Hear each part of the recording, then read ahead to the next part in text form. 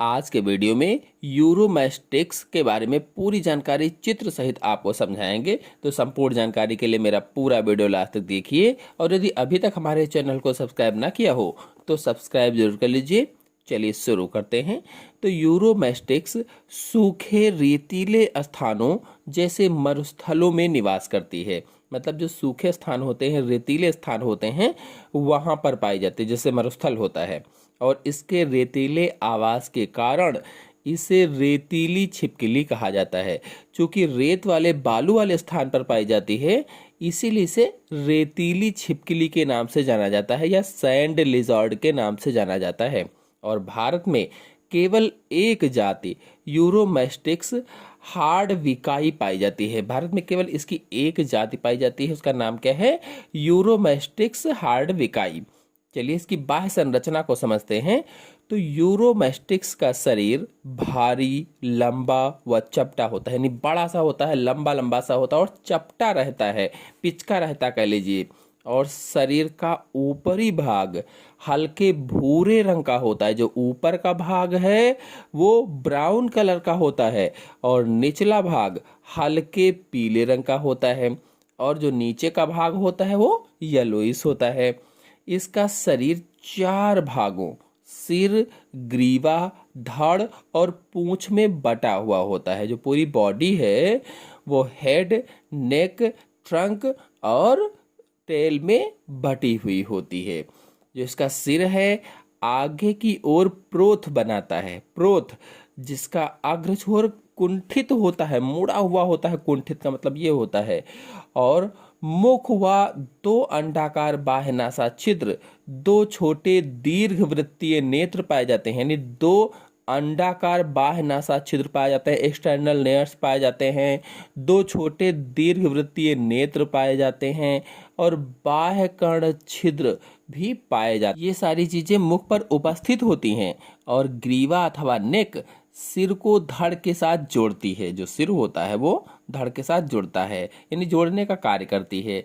और धड़ या ट्रंक लंबा, चौड़ा तथा दबा हुआ होता है। लंबा सा, चौड़ा सा और दबा रहता है।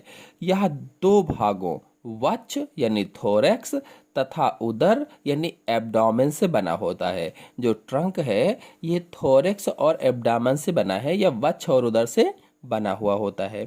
धड़ और पूंछ के संधि स्थल पर, यानी जहां पर धड़ और पूंछ जुड़ रहे होते हैं, उस स्थल पर आविष्कार द्वार पाया जाता है या क्लोएकल अपर्चर पाया जाता है। तो आविष्कार द्वार के बारे में थोड़ी जानकारी यहाँ और दे देते हैं, क्योंकि इस पर क्वेश्चन पूछे जाते हैं और पूछे गए हैं। तो जो यूरोमैस्टिक्स होता है, यूरोमैस्टिक्स में आविष्कार द्वार तीन खंडों में बटा होता है। तीन खंडों में, जिसमें से कापरोडियम अग्रखंड होता है। कापरोडियम जो है ये आगे का खंड होता है और इसमें मूत्राशय और रेक्टम खुलते हैं। और दूसरा है यूरोडियम। यूरोडियम आविष्कार का या क्लोएका का बीच वाला खंड होता है, जिसमें मूत्रोजनन गुहा जुड़ी होती है। और प्रोक्टोडियम जो होता है ये पीछे का खंड होता है, जिससे मैथुन विषयक थैली जुड़ी होती है या कापुलेटरी सैक जुड़ी रहती है। तो कुल मिलाकर के यूरोमैस्टिक्स में आविष्कार द्वार जो है, जो क्लोएका है, वो तीन खंडों में बटी होती है। कापरोडियम, यूरोडियम और प्रोक्टोडियम। याद रखेंगे, इंपॉर्टेंट पॉइंट है। और इसकी जो पूंछ है वो लंबी सी होती है। इसकी पूंछ पर कटीले सल्कों की उपस्थिति होती है। कांटे जैसे सल्क पाए जाते हैं, इसीलिए यूरोमैस्टिक्स को कटीली पुच्छ छिपकली भी कहा जाता है, क्योंकि इसकी पूंछ पर कटीले सल्क पाए जाते हैं, स्केल्स पाए जाते हैं। इसीलिए यूरोमैस्टिक्स को कटीली छिपकली के नाम से भी जाना जाता है। और इसमें पुच्छ स्वांग विच्छेदन अनुपस्थित होता है, टूटने के बाद जुड़ने वाली कोई अवस्था नहीं पाई जाती है। यूरोमैस्टिक्स में दो जोड़ी पाद पाए जाते हैं, यानी दो जोड़ी फुट होते हैं।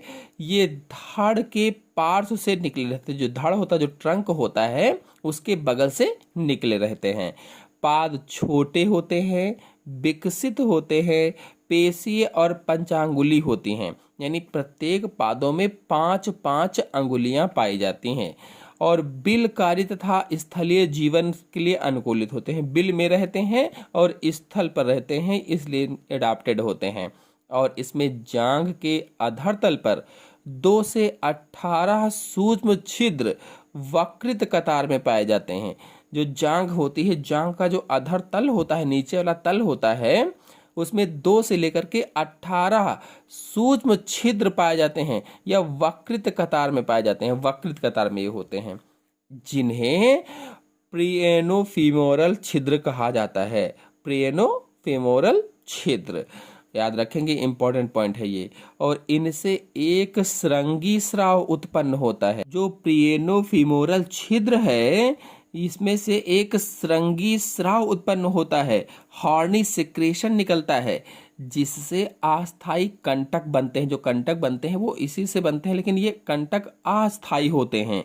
ये नर में विकसित होते हैं, जो मैथुन के समय मादा को पकड़ने में सहायता करते हैं। जो मेल होता है उसमें डेवलप्ड होते हैं, और मैथुन क्रिया के समय, कॉपुलेशन के समय मादा को पकड़ने में हेल्प करते हैं। प्रियनोफेमोरल जो छिद्र है, इनसे जो स्राव उत्पन्न होता है उससे अस्थायी कंटक बनते हैं, और यही कंटक नर में विकसित होते हैं और मैथुन के समय मादा को पकड़ने में हेल्प करते हैं।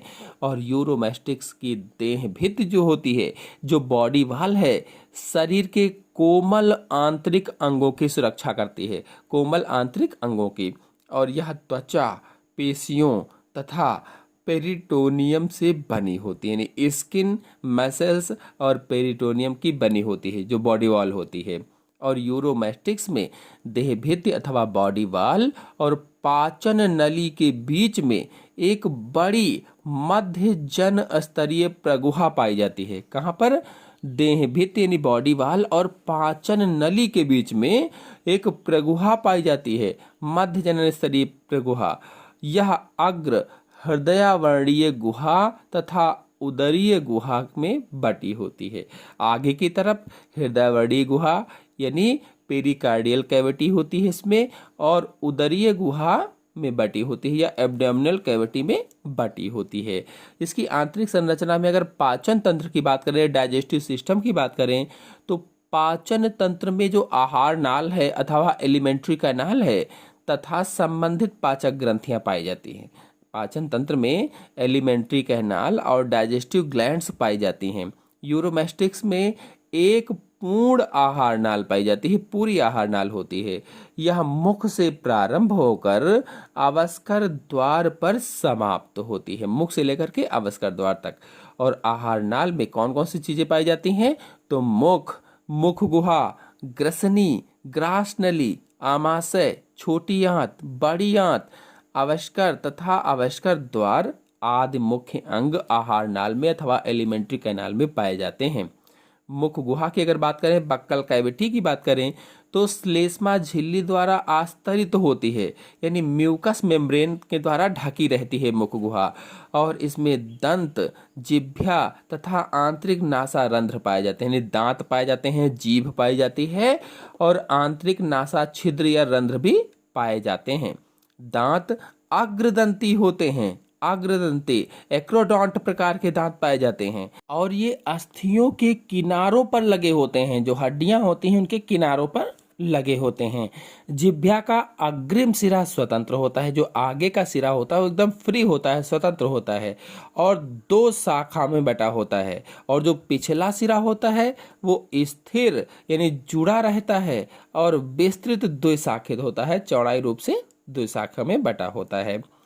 छोटी आंत एक लंबी, सकरी व कुंडलित नली होती है। जो छोटी आंत होती है लंबी सी होती है, लेकिन सकरी होती है, पतली होती है, और कुंडलित होती है, यानी बहुत घुमावदार होती है।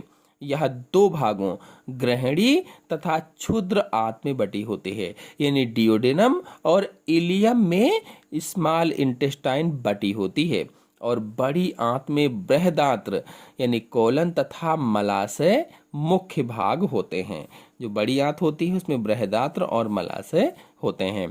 मलाशय अवस्कर द्वार या क्लोएकर अपर्चर के द्वारा बाहर खुलता है, जो धड़ और पूंछ की संधि स्थल पर पाया जाता है, यानी जहाँ पर धड़ और पूंछ जुड़ती है उसी जोड़ पर मलाशय पाया जाता है।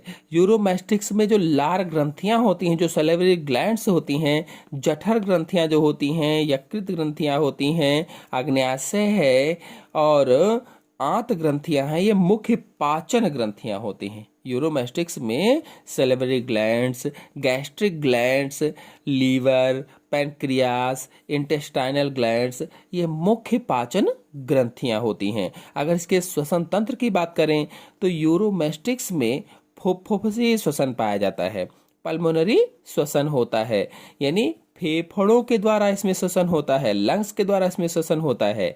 और यूरोमैस्टिक्स में एक जोड़ी फेफड़े पाए जाते हैं, एक जोड़ी लंग्स पाए जाते हैं, यानी 2 फेफड़े पाए जाते हैं। और दोनों फेफड़े वक्ष गुहा में हृदय के प्रत्येक ओर स्थित होते हैं। जो वक्ष गुहा है, जो सीना होता है, वक्ष गुहा होती है, उसमें हृदय के दोनों तरफ पाए जाते हैं। हृदय बीच में होता है और दोनों तरफ ये फेफड़े होते हैं। और फेफड़े बड़े से थोड़ा होते हैं, तर्क रूपी होते हैं। तर्क रूपी का मतलब ऊपर पतले, नीचे पतले, बीच में मोटे, तो तर्क रूपी हो गया। और प्रत्यास्थ तथा नारंगी रंग के थैले जैसे होते हैं, जैसे नारंगी रंग का थैला होता है बिल्कुल वैसे ही होते हैं। यूरोमैट्रिक्स में स्वर रज्जु नहीं पाए जाते हैं, ओकल कार्ड नहीं पाए जाते हैं यूरोमैट्रिक्स में। और श्वसन की क्रिया पसलियों और उनकी अंतर पार्श्विक पेशियों के द्वारा होती है, जो श्वसन की क्रिया होती है। रुधिर परिसंचरण तंत्र की बात करें तो यूरोमैस्टिक्स में बंद प्रकार का परिसंचरण तंत्र पाया जाता है, यानी close type blood circulation system पाया जाता है यूरोमैस्टिक्स में। और जो हृदय, धमनी तंत्र, शिरा तंत्र और रुधिर तंत्र से बना होता है। हृदय एक त्रिकोष्ठीय अंग होता है, यानी हृदय में 3 चैम्बर पाए जाते हैं, 3 कोष्ठक होते हैं, 3 चैम्बर्ड होता है हार्ट, जो 2 आगे अलिंद और 1 पीछे निलय से बनकर मिलकर बना होता है। यानी आगे की तरफ 2 अलिंद होते हैं और पीछे की तरफ 1 निलय होते हैं। इस तरह से 3 कोष्ठक हो जाते हैं, इसीलिए त्रिकोष्ठीय कहा गया है। और सिरा कोटर नामक एक चौथा अतिरिक्त कोष्ठ आलिंदों के पृष्ठ तल पर भी पाया जाता है। लेकिन जो चौथा अतिरिक्त कोष्ठ है उसका नाम सिरा कोटर है, साइनस वेनसस होता है। ये चौथा अतिरिक्त कोष्ठ होता है जो अलिंद के पृष्ठ तल पर पाया जाता है। और हृदय एक द्विस्तरीय पतले एवं पारदर्शी हृदयावरण के द्वारा ढका रहता है। जो हृदय है उसके ऊपर एक पतली पारदर्शी झिल्ली जैसी संरचना पाई जाती है, जिसे हृदयावरण कहा जाता है या पेरिकांड्रियम कहा जाता है। धमनी तंत्र जो होता है आर्टियल सिस्टम में महाधमनी चाप, पल्मोनरी चाप, दैहिक चाप, पृष्ठ महाधमनी तथा इनकी विभिन्न शाखाएं पाई जाती हैं। शिरा तंत्र में पल्मोनरी शिराएं, महाशिराएं, वृक्क निवाहिका तंत्र, यकृत निवाहिका तंत्र आदि पाए जाते हैं। यूरोमैस्टिक्स एक शीत रुधिर तापी या असमतापी प्राणी होती है। यूरोमैस्टिक्स जो है एक शीत रुधिर तापी या असमतापी प्राणी होती है और इसके रुधिर में लाल रुधिर कणिकाएं अंडाकार केंद्रकीय उभयोतल होती हैं। जो आरबीसी होती हैं वो अंडाकार, केंद्रकीय तथा बाई कॉन्वेक्स होती हैं या उभयोतल होती हैं। अगर इसके तंत्रिका तंत्र की बात करें तो तंत्रिका तंत्र 3 भागों केंद्रीय, परिधीय तथा स्वया तंत्रिका तंत्रों से मिलकर बना होता है, यानी central nervous system, peripheral nervous system और ऑटोनॉमिक नर्वस सिस्टम इसमें पाया जाता है। इसका जो मस्तिष्क होता है, जो ब्रेन होता है, वो 3 भागों से मिलकर बना होता है, फोर ब्रेन, मिड ब्रेन और हाइंड ब्रेन, यानी अग्र मस्तिष्क, मध्य मस्तिष्क और पश्च मस्तिष्क का बना होता है। मेरुरज्जु जो होती है, जो स्पाइनल कार्ड होती है, एक लंबी सफेद तथा पृष्ठाधारी चपटी नलिका होती है। यह मेरुदंड की तंत्रिका नाल में पड़ी रहती है और यह प्रतिवर्ती क्रियाओं पर नियंत्रण रखती है। यूरोमैस्टिक्स में 12 जोड़ी कपाल तंत्रिकाएं पाई जाती हैं। क्रेनियन नर्व कितनी होती हैं? 12 जोड़ी होती हैं, याद रखेंगे। और 16 जोड़ी स्पाइनल तंत्रिकाएं पाई जाती हैं। स्पाइनल नर्व्स 16 जोड़ी, क्रेनियल नर्व्स 12 जोड़ी पाई जाती हैं। संवेदी अंगों में यूरोमैस्टिक्स में घ्राण कोश या ऑल्फैक्टरी जैकब्सन अंग, नेत्र, कर्ण, आदि मुख्य संवेदी अंग या सेंसरी ऑर्गन पाए जाते हैं।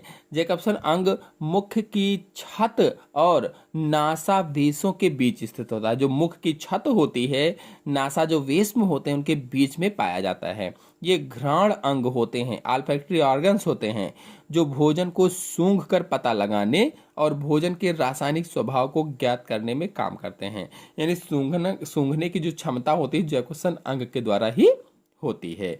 मूत्रजनन छिद्र की बात करें या यूरिनोजेनिटल सिस्टम की बात करें तो यूरोमेस्टिक्स में नर और मादा लिंग अलग अलग होते हैं और इनमें लैंगिक द्विरूपता कम विकसित होती है। मूत्रीय या उत्सर्जी तंत्र जो होते हैं, नर व मादा दोनों लिंगों में उत्सर्जी अंग पाए जाते हैं या समान समान पाए जाते हैं।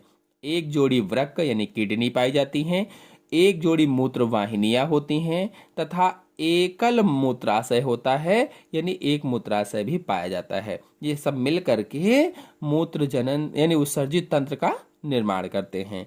और यूरोमेस्टिक्स एक यूरिकोटिलिक प्राणी है। याद रखेंगे, इंपॉर्टेंट पॉइंट है, यूरिकोटिलिक प्राणी है क्योंकि ये यूरिक अम्ल का उत्सर्जन करते हैं। ऐसे जंतु जो यूरिक अम्ल का उत्सर्जन करते हैं उन्हें यूरिकोटिलिक कहा जाता है। और अगर इसके नर जनन तंत्र की बात करें तो नर जनन तंत्र में एक जोड़ी वृषण पाया जाता है, एक जोड़ी टेस्टिस पाई जाती है। शुक्रवाहक तथा अर्धशिश्न मुख्य अंग होते हैं, यानी वाइस डिफरेंसिया और हेमिपेनिस मुख्य अंग होते हैं।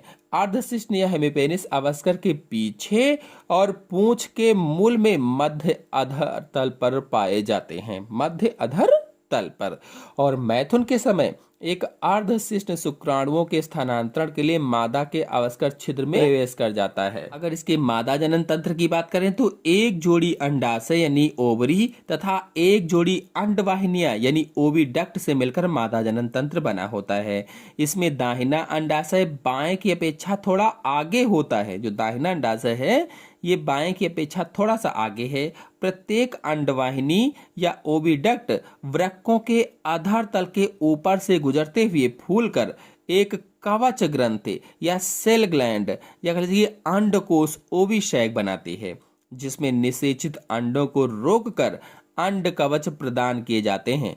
अंडवाहिनी का अंतिम भाग योनि कहलाता है या वेजिना कहलाता है, जो अवस्कर के या अवस्कर में पृष्ठ तल पर खुलता है। जो क्लोएका होती है उसके पृष्ठ तल पर खुलता है। तो आशा है आप सभी लोगों को यूरोमेस्टिक्स अच्छी तरह से समझ में आई होगी, रेतीली छिपकली समझ में आई होगी। समझ में आई हो तो वीडियो को लाइक और शेयर कीजिए। चैनल पर नए हैं तो चैनल को सब्सक्राइब कर लीजिए। धन्यवाद।